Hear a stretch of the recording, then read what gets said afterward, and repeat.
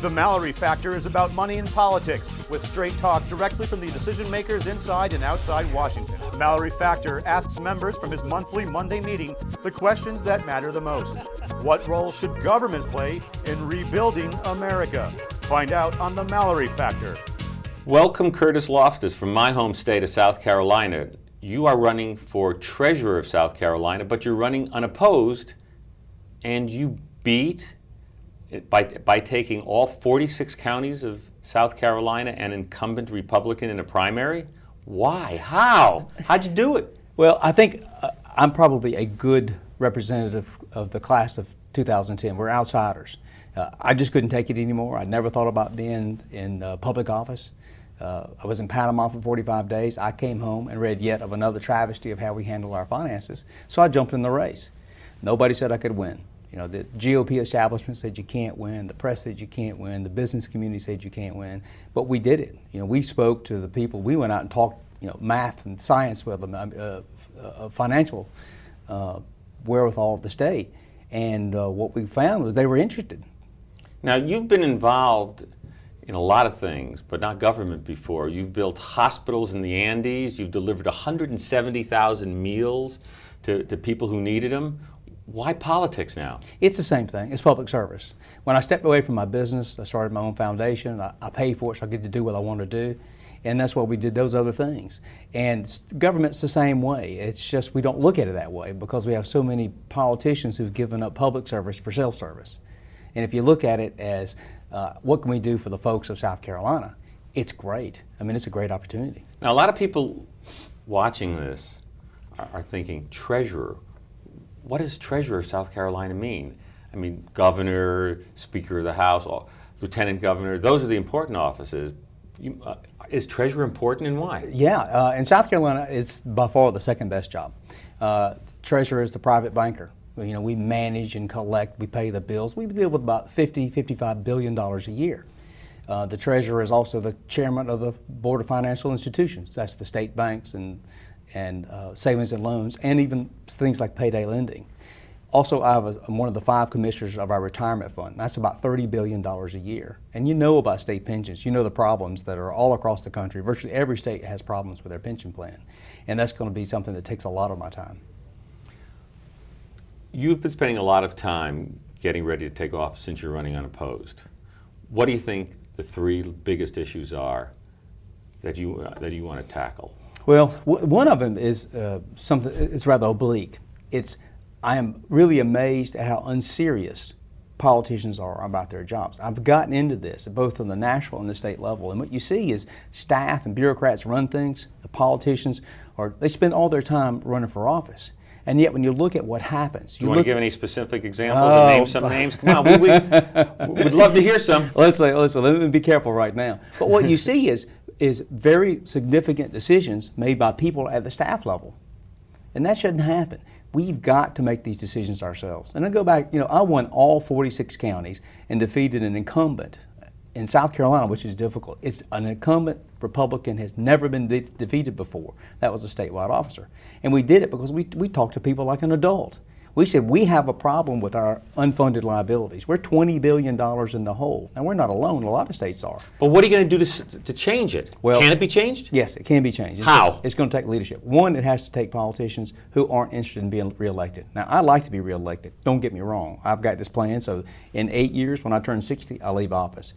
But if I do the right thing and it don't make it for 4 years, that's okay. We can, and every state has this problem with unfunded liabilities in their pension plans. We've got to attack both the investment side, our assumed rate of returns are too high, and we've got to attack the actuarial side. What do you mean your assumed rate of returns are too high? Ours is 8%. There are others that are even higher, and statistically we just can't do that. What should we be able to do? Between 7 and 7.5. We should be able to do between 7 and 7.5. Well, historically we've been able to, and a lot of states have. If you look at that, but that extra 0.5% is billions of dollars, and that impacts our unfunded liability in a way that's not good. Well, what do you do to fund it? How are you going to fund it? Well, you have to lower both sides. In South Carolina, a state government employee can retire after 28 years. If you're in law enforcement, you retire after 25 years. And that was fine when the average life expectancy might be 70 years old. But people are living now to be 80 and 90 years. So we can't have people retired for longer than they worked. It just doesn't work. And somebody's got to say that. And I think the taxpayers, and that's who's responsible for this fund in the end, the taxpayers get it. Will the legislature allow you to do this? Change retirement ages? Well, I think so. And one is pure math now. It's pure math. We have a document that just came from the Investment Commission that says we can't make 8%. And so now they've kind of admitted it. And that's what we're having across the state. New York is trying to lower theirs. Will you lower yours then? If I can have anything to say about it, and I do, we certainly will.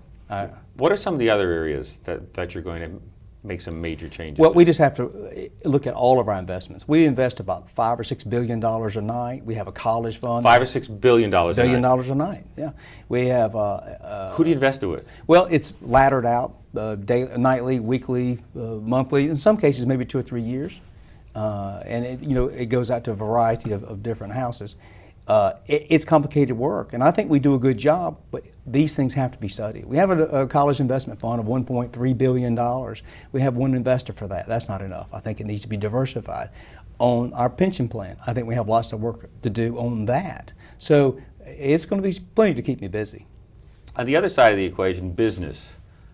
How do you bring more business into the state? First, we get out of their way. I mean, we have a high industrial tax on equipment. 10.5% is the highest in the country.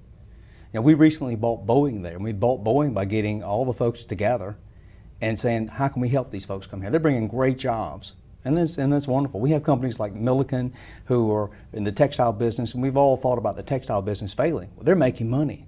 They're a dynamic company that has put together, after all these years, a winning plan. And so folks like that are going to lead South Carolina out. We have to make sure we stay out of the way to keep our taxes low and keep our regulations low. You're also in charge of all the money movement in the state. Mm-hmm. It all comes under your purview. That's right. What are you doing to make it better for the taxpayer? Well, how do you achieve more returns for them just by the way you handle your cash? Well, and as you know, that is a real science. I met with UBS today. That's one of the things that they pride themselves on the most. I've been up here in New York meeting folks like this. I'm meeting tomorrow with Citibank. I mean, they're experts with our procurement card. We have a credit card for the state that spends, $350 million a year. And so I'm reaching out to folks who know how to do these things and know how to do them well. Now, we may never do business together because these things are bid out. But I want the best players to know that South Carolina, we're the 73rd largest economy in the world. Think about that. And we have our pension plan, little poor South Carolina, our pension plan is one of the 100 largest sovereign wealth funds. So we have economic clout, and we need to use it in a way that best benefits us. Now, are you basically telling me that you're going to change procurement and bidding? You said we're going to bid this out. But hasn't there always been bidding? Yes and no. We have cozy relationships. I think most states, in talking to state treasurers around the country and comptroller generals, we find that many states have cozy relationships. And I'm from the outside. That's one reason no one in the establishment wanted me to be elected. We've separated the good old boy establishment, which is South Carolina is famous for, from $50 billion of their money. And part of my campaign speech was, when I find people abusing the public trust, I will name them and I will shame them. And Mallory, you should see the heads go up Okay, and do down. you want to name and shame anybody? Not at this minute, but I will. Because we're happy to have you do it. Come back anytime you want. We'll let you name and shame them right here. What I'm doing in New York this week is meeting with some of the smartest people in the financial industry in America. And I'm lucky they've let me in to see me. They've offered me free advice. And of course, they want to bid on the work when it comes up. But that's what we've got to do. It's America. Free enterprise. Talking about America in general, America needs to be rebuilt. And South Carolina needs rebuilding in specific. What's the role of government versus the role of the private sector? How do you use both, or should you? Less is more. Now, I think, like with economic clout, we have a lot of money. The state does. Anytime we can use that for our own economic activity and development, we need to do that. When we can invest in state, when we can have money in our banks, we broker money out, but we've got the collateralization set so the banks can't make any money. We've got to find ways so that if a Bank of America or Wachovia, Wells Fargo, if they want our money, that they can make money on it. It doesn't do any good just to hold the money. They've got to make money. And that's what America's about. We do that. I've spent a lot of my life in third world countries. I don't want to be like that. Curtis Loftis, thank you so much for being here. You are the unopposed Republican candidate for State Treasurer of South Carolina, and I'm so happy to have you Thank here. you, Mallory. Thank you, sir.